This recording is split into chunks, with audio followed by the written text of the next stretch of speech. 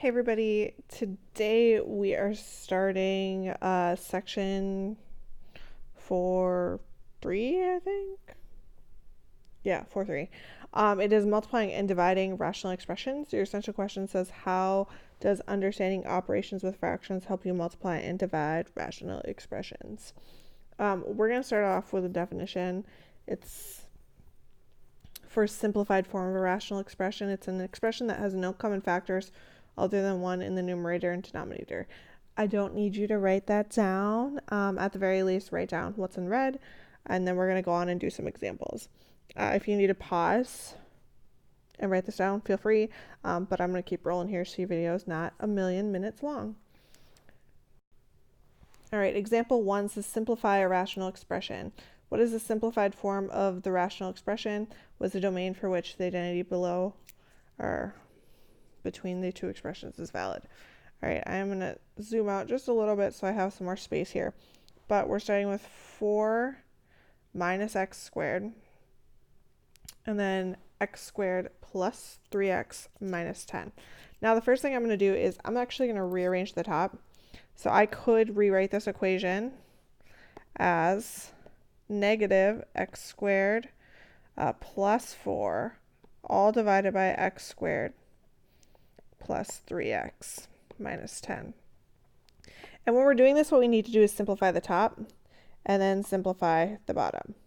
Once we've simplified both, and by simplified I mean factor, we should be able to rewrite our fraction and then cancel some stuff out. So I'm going to start by rewriting the top. We have negative x squared plus 4. Now, most often, we want our x squared to be positive. So in order to make that happen, I'm going to factor out a negative. So that means I'm dividing this guy by negative 1. I'm dividing this guy by negative 1. When I do that, negative x squared divided by negative 1 is just x squared. And then 4 divided by negative 1 is negative 4. Now at this point, we still have that negative out front. It's going to stay there. And it'll be part of our final answer. But I notice we have x squared minus 4. Now I can use my difference of squares. If you have not learned this formula yet, like, you need to. It's not going away. It'll be here all year. You're going to be a pro at it. Remember, your difference of squares says if you have like a squared plus, minus b squared, that's the same as a plus b times a minus b. Now right now we have this part here. That's this part here. So we need to go ahead and take the square root of each of these guys. The square root of x squared is x. The square root of 4 is 2. So if I want to rewrite this, we're still going to have that negative from back here. And then in my first parentheses, we're going to have x plus 2. And the second one, we're going to have x minus 2. And that is the top part factored. Now I'm going to zoom out a little bit again. That means that I'm going to rewrite my original fraction. On top, we have negative x plus 2 and x minus 2. But we still have to figure out the bottom. To do that, I'm going to do it down here in blue. We have x squared plus 3x minus 10. So I need to factor that guy. In order to do it, I'm going to use the x method. I know that because I have a 1 in front of my x squared. So we're going to factor it. When I do that, we're looking for something that multiplies to negative 10 and adds to 3. My two options are going to be 5 and 2, but we need a negative 10 and a positive 3, so we're going to make the 2 negative. So we're going to have x plus 5 and x minus 2. That is the bottom of my fraction, so I'm going to go ahead and put that part back on top.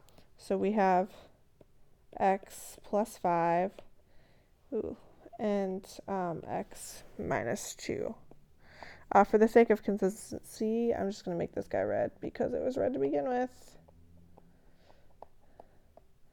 All right, now we're looking for things that cancel out. I'm going to zoom one final time, hopefully. So if I look at this, we have x plus 2 times x minus 2 and x plus 5 times x minus 2. Now notice we have x minus 2 on top and on bottom. Those guys cancel each other out. So my final simplified version is going to be negative x plus 2 all divided by x plus 5.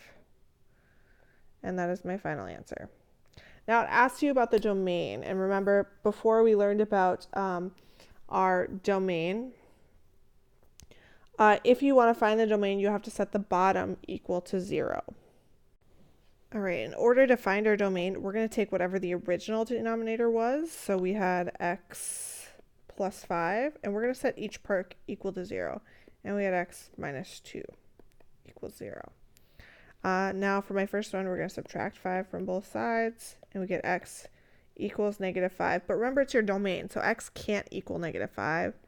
And then we'll add 2 to both sides, and we get x equals 2. But again, domain, so x does not equal 2. So that is my domain of my function. We're going to go ahead and do 2 more examples. So you can pause if you need this, but otherwise go ahead and keep watching. Your next one says simplify the expression and state your domain. We're going to do the same thing. So we're going to simplify the top and we're going to simplify the bottom.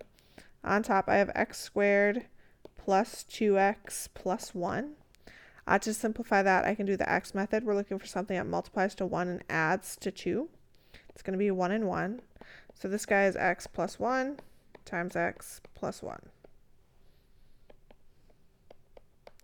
And then I'm just going to rewrite that up here. And then we are going to do the denominator. My denominator is x cubed minus 2x squared minus 3x. Now remember, when you are simplifying, the first thing you want to do is look for a common GCF, a greatest common factor. I notice that each of my terms here, they all have x's. So I'm going to factor out an x. When I do that, I'm left with x squared minus 2x minus 3. Remember, I just divided each of these by x. And when you do that, the power goes down 1. Now, I can still factor this second part here, this guy. So I'm going to do that. I'm going to do the x method for that. Oh, let's make it blue. We're looking for something that multiplies to negative 3 and adds to negative 2.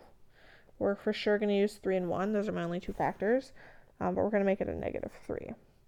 So this guy is going to equal x times x minus 3 times x plus 1. And again, that's going to go back at the top underneath my original thing. So x minus 3 and x plus 1. Again, we want to cancel out anything that shows up on top and on the bottom. Now notice on top I have 2 x plus 1s. We have one here and we have one here. And on the bottom I have 1. That means that one of those on top is going to stay. I can only cancel 1 out. And everything that matches on the top has to be an exact match, like with parentheses, with the same things. Notice how when I do that, I'm left with x plus 1 on top, all over x times x minus 3. I can't cancel out this x and this x because the one on the bottom is missing its plus 1. So you just can't do that. So your final answer would be x plus 1 divided by x minus 3. Now we still need to find our domain. I'm just going to do this down here, domain. Remember, you're going to take whatever's on the bottom and set it equal to 0. And you want to do this before you cancel stuff out. So I'm going to go back to what we originally had. It's that guy in blue.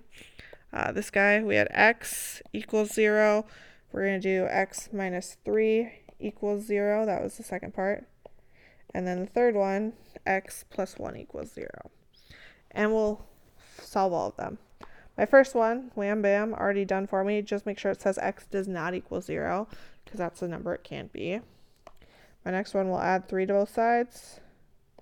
We get x equals 3. But again, for our domain, it can't equal 3. And then my last one will minus 1 from both sides. And we'll get x equals negative 1. But again, can't equal negative 1 because we're talking about domain. So that's your second example. Again, pause, rewind if you need to, but I'm going to move on to the next one. Simplify the expression and state the domain. We're doing the same thing here. So again, we're going to start at the top. We have, let's just zoom to start. We have x squared minus 1.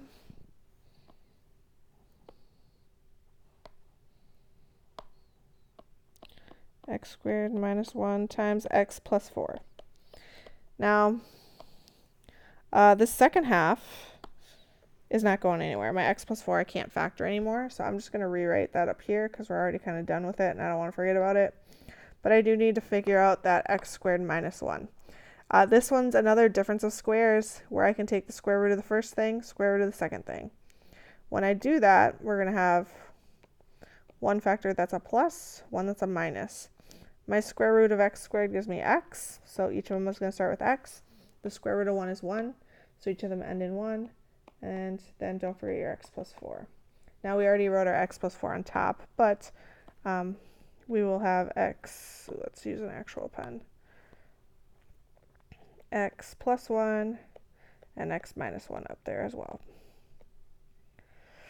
All right, then we have to do our denominator. We have x squared plus 3x minus 4. Again, we're looking for something that multiplies to negative 4 and adds to 3. It's going to be 4 and 1, and we're going to make it a negative 1 because we need negative 4 and a positive 3. So this guy is going to be x plus 4 times x minus 1. And again, that's what goes on the bottom of my original equation, x plus 4, x minus 1. If it shows up on the top and the bottom, we can cancel it out. So I see I have an x plus 4, I have another x plus 4, I have an x minus 1, I have an x minus 1. Now you're left with a sneaky 1 down there, but I don't need to really write that, so my final answer is going to be x plus 1. We do still have to check our domain. When I do that, we're going to take the bottom part and set it equal to 0, so the blue stuff. So we have x plus 4 equals 0, x minus 1 equals 0. We're going to subtract 4 from both sides. Let me zoom a little bit so I have room for the final step. When we do that, we get x equals negative 4. And the other one, we're going to add 1 to both sides, and we get x equals 1. And again, oops, excuse me, that was supposed to be a 1. Again, we're talking domain, so it has to be does not equal negative 4, does not equal 1. And that's my final answer. All right, for example 2, we're going to switch it up a little bit. Now we're multiplying rational expressions. You want to tell me what is the product of 2xy and 3x squared, 2xy divided by z, and 3x squared divided by 4yz. Now remember, when I'm multiplying these things, before I start, let me just zoom so I actually have space. If you're multiplying fractions, you're going to multiply straight across. So when I'm doing this, I'm doing 2xy divided by z. I do a dash on my z's so I can tell they're z's and not 2's. And then 3x squared divided by 4yz. Now when I'm doing this, I'm multiplying straight across. So I'm really doing 2xy times 3x squared, all divided by z times 4yz.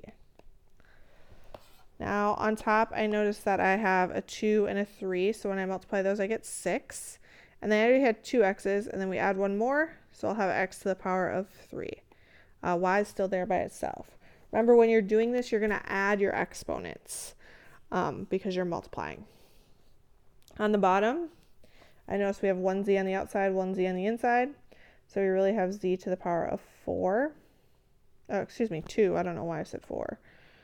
There's 2 z's, so it's 2. You have that 4 out front, and you also have the y. Now our last step is to simplify our fraction. That means that if we can cancel anything out, we should. If you can reduce a fraction, you should. If you can divide the top number and the bottom number by something, you should. So what I notice first is that on top I have 1y, and on the bottom I have another. So we're going to go ahead and cross those guys off because they cancel each other out. I also notice I have 6 divided by 4. If you have 6 divided by 4, what number can go into both of those? What's the biggest number that can go in both? Hopefully you said 2. So I'm going to divide the top and bottom by 2. When I do that, I get 3 halves. So these actually reduce down to 3 over 2. So my final answer is going to be 3x cubed divided by 2z squared. And I know it's my final answer because I only have x's on top, I only have z's on the bottom, so those can't cancel out. And then I can't divide 3 and 2 by any other number. So this guy is my final answer. The next one says find and the simplified form of each product and state the domain. Now, the last one was easy because it had things factored already for us. For this one, we have to factor everything. And my suggestion to you is to do that first, because hopefully we can see where things cancel. And really, when you're multiplying, you're just writing them all next to each other. So like, honestly, you can make this one big division bar, maybe add some parentheses right now, and you're good to go. But we're going to factor the first thing. To do that, I'm going to take the square root of both parts. Remember, it's a difference of squares, so we're going to have one factor that's a plus, one that's a minus. The square root of x squared gives me an x, so they're both going to start with x. Square root of 16 is 4, so they both end with 4. For this second half, this guy here, we are going to do the x method. We're looking for something that multiplies to 90 and adds to 1. I think it's going to be 9 and 10. Oh, it's negative 90, excuse me. So we're going to do 9 and 10. And since we need negative 90 and a positive 1, we're going to make 9 negative. So we're going to have x minus 9, x plus 10. Again, I'm just going to write my division bar, and we're going to fix the bottom half. This one's going to stay just the same. We can't simplify x minus 9, so we have an x minus 9 on the bottom. And then we have to do the second half, this guy here. We're going to do the x method again. We're looking for something that multiplies to 40 and adds to 14. Oop, gotta click my pen. So multiplies to 40, adds to 14. It's going to be 4 and 10. So on the bottom, we're going to have x plus 4 and x plus 10. Again, we're looking for things to cancel. So on top, I see x plus 4. On bottom, I see x plus 4. On top, I have x minus 9. The bottom, x minus 9. X plus 10, x plus 10. My final answer would be x minus 4. They do want your domain, so you should take everything on the bottom and set it equal to 0. So for the domain, we're going to do x minus 9 equals 0, x plus 4 equals 0, and x plus 10 equals 0. I'm going to zoom out one last time. When I do that, we're going to start by adding 9 to both sides. You get x equals 9, minus 4 from both sides, x equals negative 4, and then minus 10 from both sides, and you get x equals negative 10. But remember, we're doing domain, so x actually can't equal any of these numbers because that would give us a 0 in the denominator, and we can't divide by 0. And that is your example. I think we have 2 more, so I'm going to keep going. Hopefully we only have 1 more, but who knows. The next one says, find the simplified form of each product and state the domain. All right, on the top, we have x plus 3. I can't write that any other way, so my first factor is going to be x plus 3. My next one, we have 3x minus 18. I can divide those both by 3, so I'm going to take out a 3. When I do that, 3x divided by 3 gives me an x. Negative 18 divided by 3 gives me a negative 6. And then we have x squared on the end. On the bottom, x minus 9, can't do anything with it. 6x and 18, we can divide those both by 6. So when I do that, I'm going to have 6 out front. 6x divided by 6 gives me an x. 18 divided by 6 gives me a positive 3. And then this guy here, we can divide them both by 4. So I'm going to have 4 divided by 4 divided by 4. We'll have x. 4x divided by 4 gives me x. 12 divided by 4 gives me a 3. So x plus 3 on the bottom. Let's just make this longer, and let's close my parenthesis.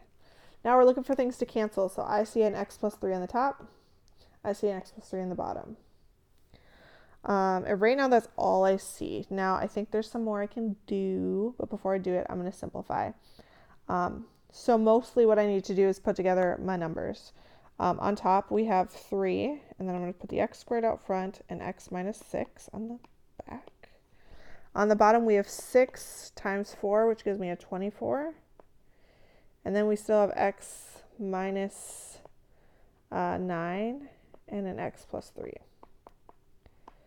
Now, notice we have these two numbers out front, 3 and 24. I can divide them both by 3, so I'm going to. When I do that, we get x squared on top times x minus 6, all divided by 24 divided by 3 gives me 8, x minus 9, and then x plus 3. This guy is going to be my final answer. Again, you have to do your domain. So you're going to set the bottom equal to 0.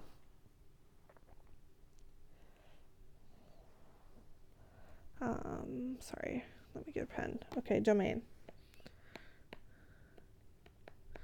So for my domain, we're going to do x minus 9 equals 0 and x plus 3 equals 0. We're going to add 9 to both sides. When we do that, we get x equals 9. Subtract 3 from both sides, we get x equals negative 3. And then remember it's domain, so it actually can't equal those values. So my final answer is x doesn't equal 9, x does not equal negative 3. All right, good news. That is our last problem.